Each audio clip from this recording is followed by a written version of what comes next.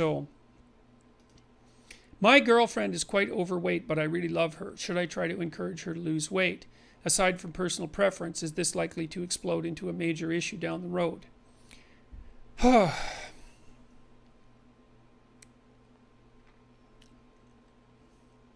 I don't think that you can fool yourself about what you're attracted to. And yes, it's certainly likely to develop into a major issue down the road. It's tough, you know, because it's so the devil's in the details, you know. Should you try to encourage her to lose weight? I guess the question is, how would you do that without disrupting the relationship?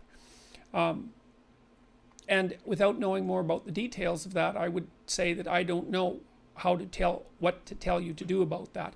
I think that it's necessary to be truthful in a relationship, period. But I also think that you can't use the truth to hurt. You know, the truth is a very complicated thing, and it's a sword, and it cuts, and you can't use it to hurt. Now, you know, maybe you would be subtle enough to figure out some way that you could both embark on a health promoting endeavor together, and that would work out. But I would say, you know, if you're in a stable long-term relationship with someone, it's pretty much necessary for both of you to address all the issues that are making you unhappy with each other, you know, assuming there's some give and take on that, because otherwise the relationship can easily come apart at the seams. Like, I would say my wife and I are both very hard on each other about our physical appearance, let's say, and I'd gained a fair bit of weight from the time I was, say, 40 till the time I was 50, about probably because I was eating things that weren't good for me, and I would say that was primarily carbohydrates. I can tell you, if you want to lose weight, you stop eating carbohydrates, man, you'll lose weight like you wouldn't believe.